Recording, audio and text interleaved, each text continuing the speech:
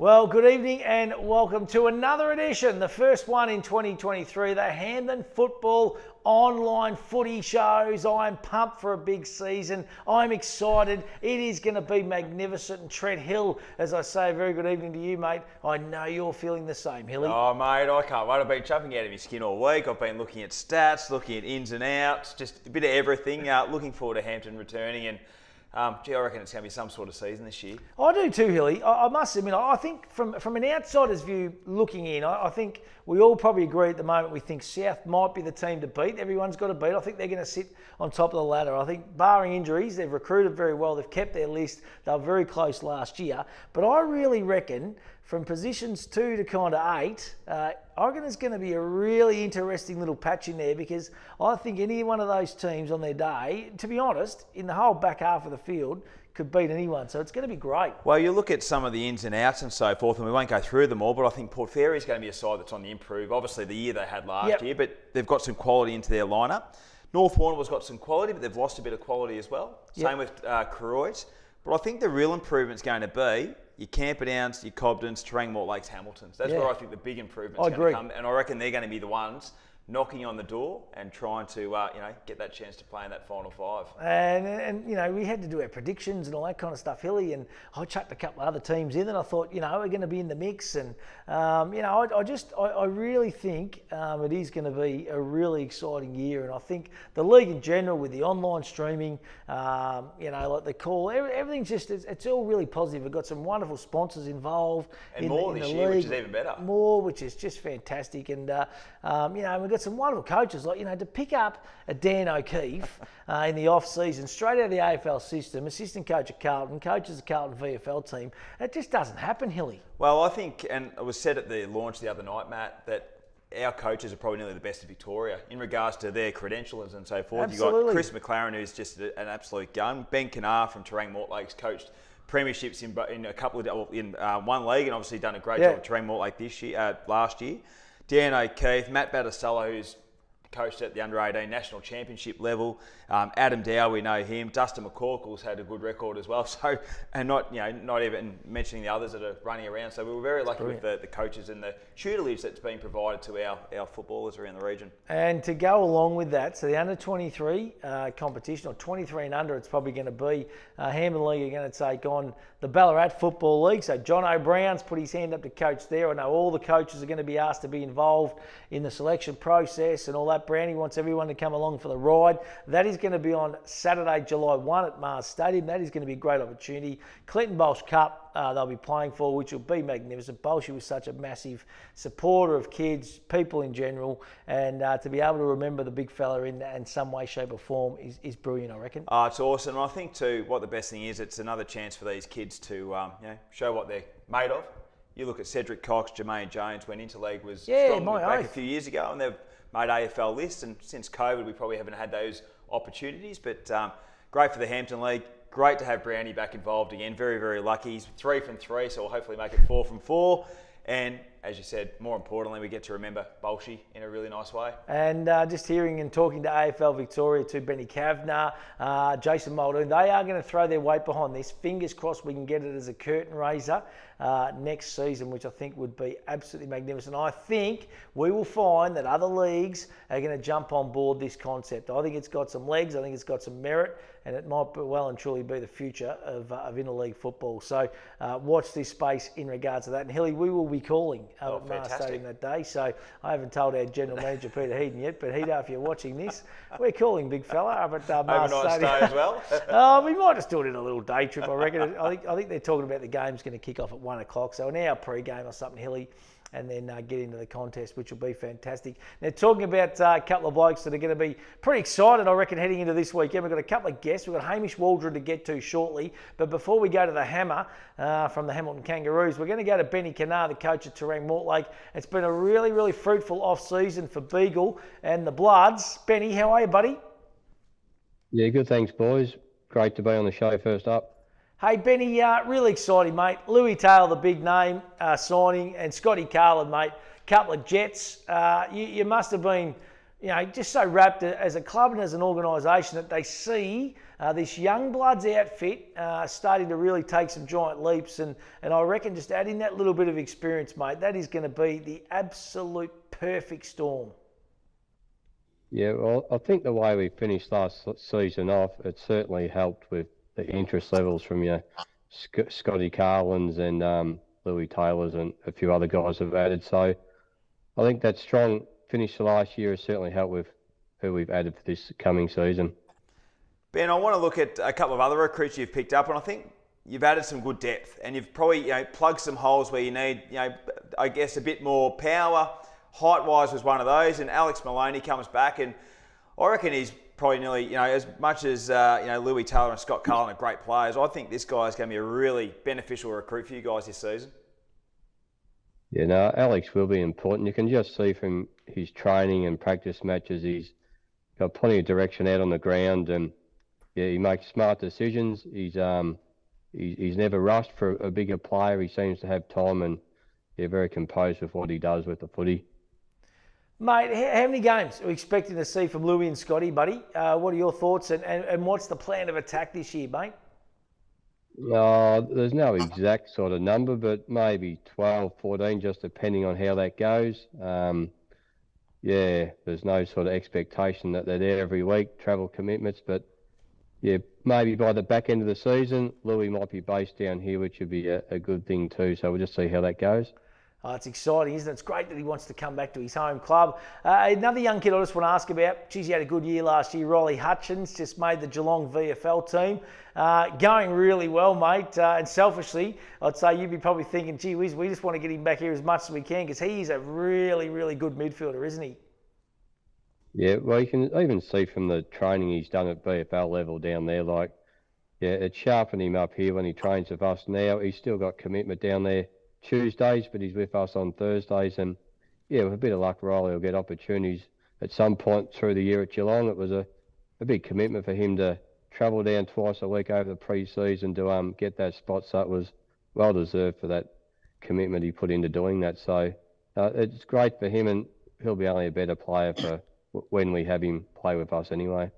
A great second half to the year last year, Ben. What's the focus, I guess, for you guys this year? Has there been much change in the way you want to play your style of footy, or is there some certain areas that you've sort of looked to improve on with majority of the group which you've kept, which is terrific? No, as far as the way we want to play, that won't differ too much from last year. It's probably just getting that sort of continuity, I suppose, adding the new players to that side.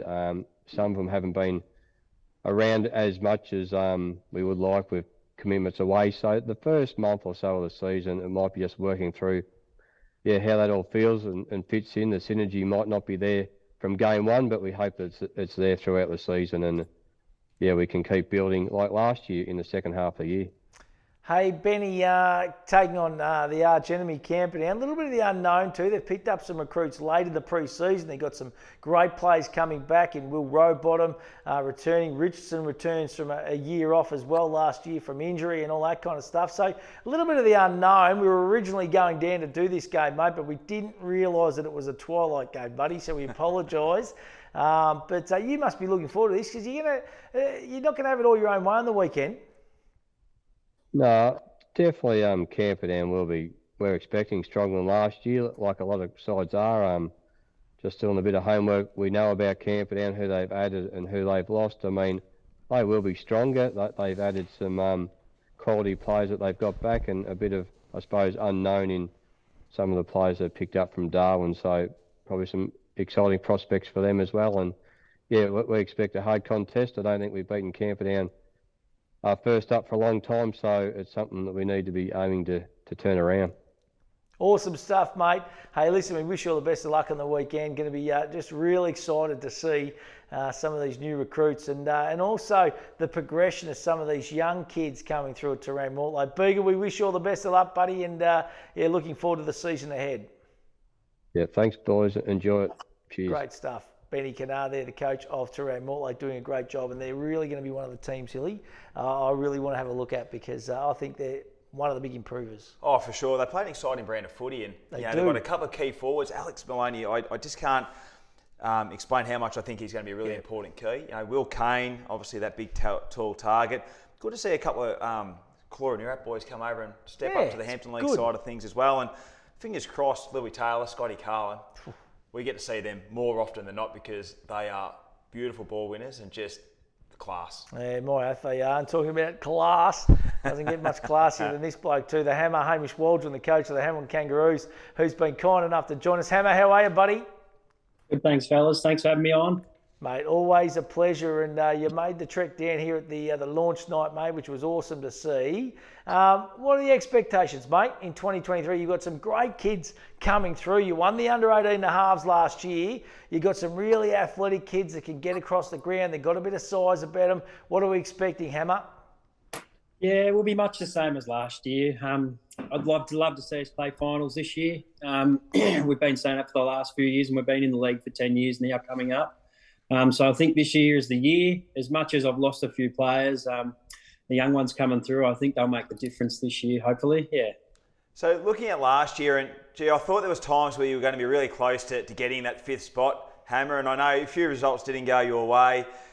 Where's the improvement got to come from a game style point of view? Is there much tinkering you've had to do to try and ensure that you are playing a game style that's, I guess, equal to what you need to play come finals time? Yeah, in saying that, a lot of the results there last year, the close ones, I reckon if we had won them, Hilly, we would have played finals. I reckon there was like 4 games that we lost with under 2 kicks. So obviously, I reckon the biggest thing's probably our goal kicking that let us down last year. There was a couple of times when we played Portland and kicked bloody 14 and 18 points, like ridiculous. And they're the games that I think that we should have won. And then hopefully this year we can change that around a little bit. Obviously, get Darcy a little bit closer to forward to the forward line if I can, back a bit deeper. And Hamish Cook's going to come in there and he'll kick me a few goals. So hopefully we can structure up with them tools in there that'll give us the opportunity to win a few more games. Yeah. Tell me about Hamish Cook, mate. Talking to Brownie and a few of the boys up there in Hamilton Town, mate. Big raps on this young kid. Been kind of playing centre forward in the pre-season games and going really well, they tell me.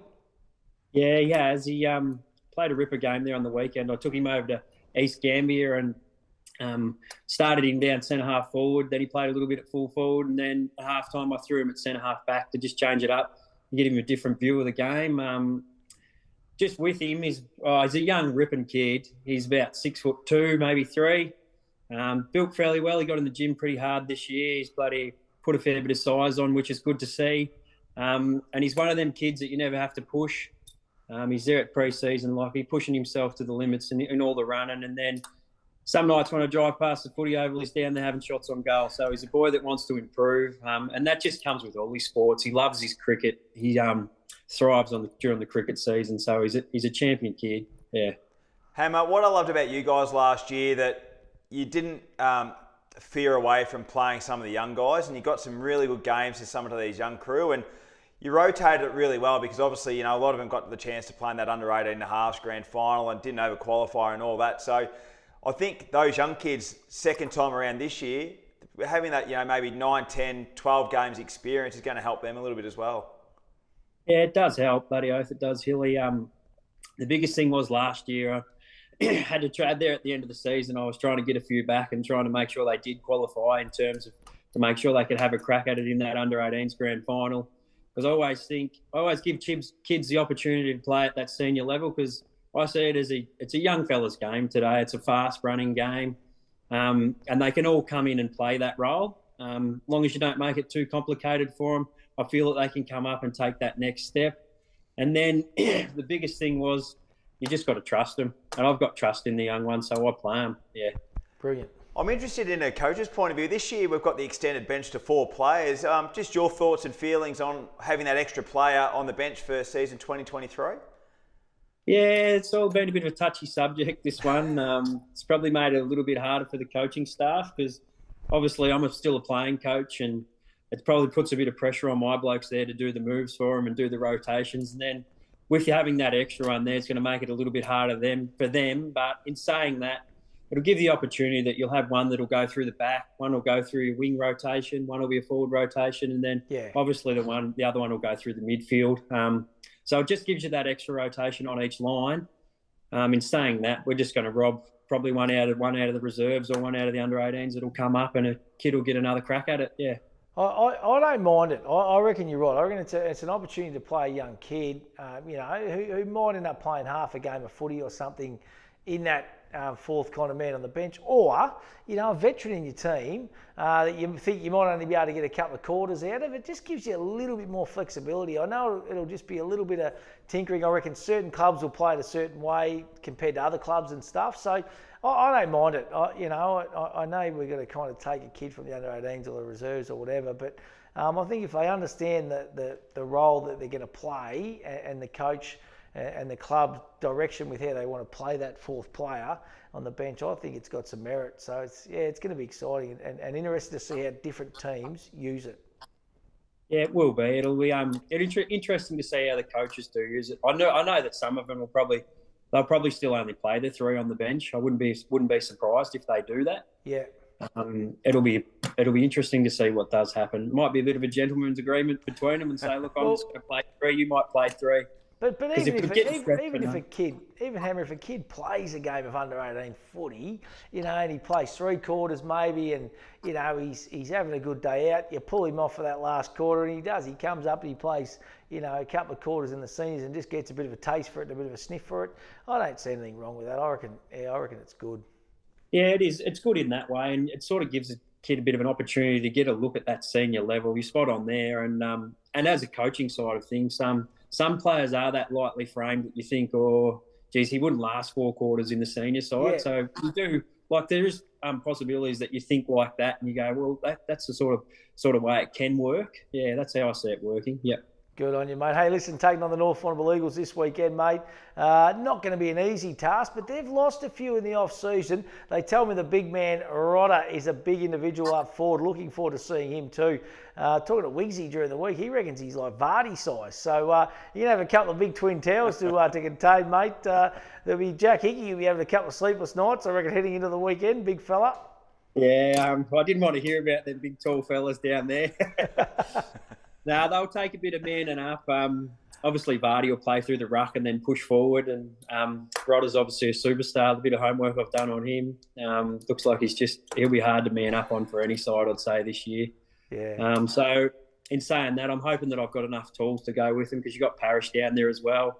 On his day, he's nearly unstoppable when he wants to be. And it seems to be every time he plays against us, he kicks a bag. So someone will have to do a job on him. Yeah, so hopefully we can have the manpower down there to stop them. But if not, we just got to try and win the battle in the middle and get it down our end. Because I feel that Darcy and I'll probably have Will Povey down there as well. And feel me four forwards. I feel like we've got enough power in the forward line that it'll stretch their backs a little bit. Yeah.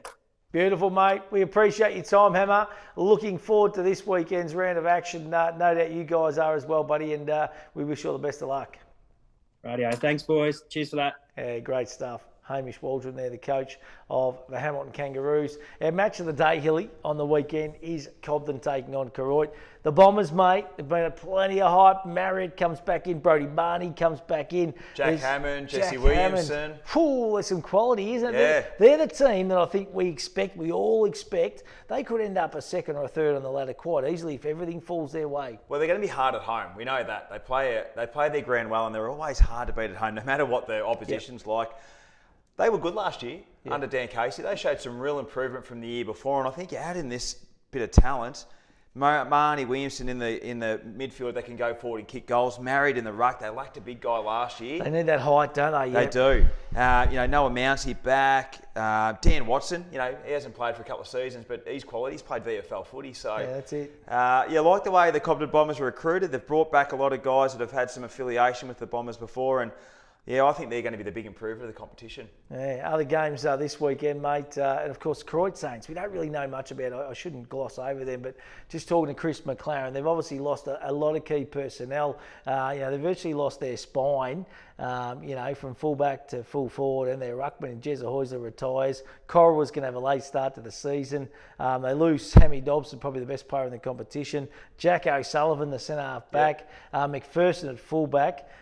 They did blood a lot of young kids, and Burns obviously playing Rebels as well. So they're going to be around the mark. But I think early days, if you want to get Koroyd, I think you want to get them in the first part of the season. I think they'll be happy just to scrape through some wins and get Definitely. their method, the way they want it, but scraping through and getting the 4 points, no matter what means it is. But second half of the year, when they get these players coming back, just don't write them off. Even though these names that have gone, don't write them off. But I honestly think that Cobden can get the job done on Saturday. Yeah, it's going to be an absolute ripping game, that is for sure. Portland taking on Warrnambool. That's going to be interesting because we've heard and we've spoken about, and obviously been a lot of outs for the Portland Tigers. I think 16 out of their last finals team mightn't line up in round one, which is just phenomenal if that's the case. I feel for Holdy, mate. He's done a great job down there. And you look at some of the names, you don't want to sort of harp on it too much, but they've lost quality. Tom Sharp, Ben Malcolm, Nathan Haylock, Daniel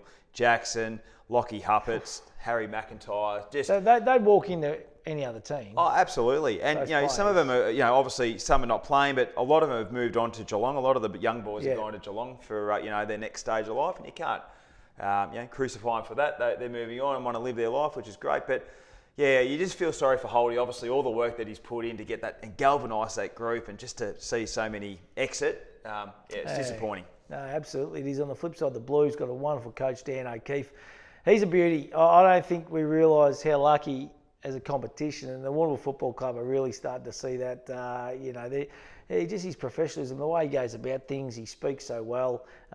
He's going to be just a great acquisition to our league, which is already filled with wonderful people. So, really big get. And I reckon, they'll tinker with the way they do things, and they'll bring a few young kids through. And it'd be interesting to see how the Blues. I was talking to one of their key players that has played a lot of footy at the Blues, and he said, "I've learned how to play football again." Yeah. And that's just with some of the subtle things that Doc's brought into their game style and the method they're going to go about it. I want to give you one name to watch out for. Yep. Ryan Wharf, one of their new recruits from the NT. If you get a chance and Google his name, he's got some spark about him. Yep, so one to watch out for, Ryan Wharf. Love it, absolutely. In the final game that we're going to talk about, Porphyry v South Warrnambool. Of course, the Seagulls, the big talking point in the off-season. New coach Dusty McCorkle. They signed Jason Rowan, who incidentally is on 995 goals. So if he kicks 5 on the weekend, he gets to 1,000, which would be unbelievable. We're hoping he doesn't. Round 3 we want it. Round 2, I should say. Which is officially round 2, which will be Warrnambool v Porphyry up at the Reed Oval. So we're selfishly thinking that hopefully and it'll be a good game of footy too. But they get Isaac Martin back into that side. They get the Gunning boys back into that side. They got some young kids in Pollock and Myers. And the Roosters, on the flip side, they pick up a Dan Nicholson and a Jeremy Muggervan. And a Paddy Anderson. And a Paddy Anderson. There's a bit of quality coming into that outfit. And can I say, Dan Nicholson, he is looking very, very fit. He has put in a massive pre-season. And I know I reckon he's 31 years old. But gee whiz, he's going to take some stopping, I reckon, this year. Well, Nico, and I've said this, and I'm happy to say it on air, I think Nico's been probably one of the best AFL products we've had in this 100%. competition for a very long time. Even though he only played 30-odd games, what he's brought to this competition has been enormous. So, agreed. Look forward to see what he does with South Warrnambool this year. But Jeremy Muggervan, just keep an eye on him. I reckon they tell me his pre-season form's been very good in the games. Cross half back, polished performer. He's played VFL with Collingwood. Exciting. And they're going to be without Yule early days. He'll be halfway through the year. Injury clouds on a couple of other players, but I think South will just slowly build up as the year goes on. I think they're certainly the team to beat in 2023.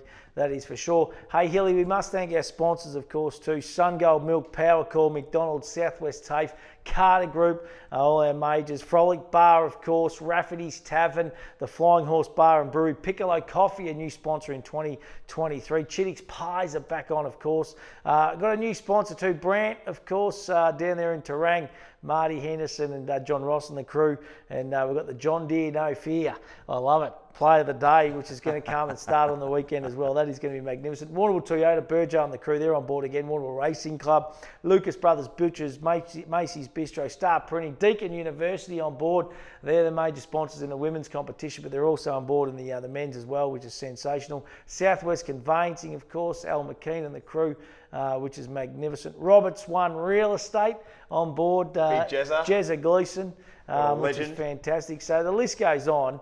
It is just really, really awesome to see. R&M Security, Fresher will be involved again as well. So all in all, boys, or Hilly, it's going to be an absolute ripping season. Oh, I love it. I just love the support. Some of the names, some great organisations that have been with the league for a long, long time, and to get some fresh new ones as well. It just shows you how well the Hampton League's going and how rated it is around the community, which is terrific. No, the competition, the executive, doing wonderful things, and it's going to be a really, really exciting 2023, not only on the football side of things, but I reckon also on the netball side of things and the female football competition, which is really growing and prospering as well. Hilly, great to be back, mate. Looking forward to it. We're going to be in that magnificent Isuzu heading down the highway to Cobden on the weekend. It'll be back on 12 o'clock, live streaming, of course, Fitz Media and the crew, where we're doing the filming tonight, doing a wonderful job. And we must say, too, best match day coverage we took out last year, which is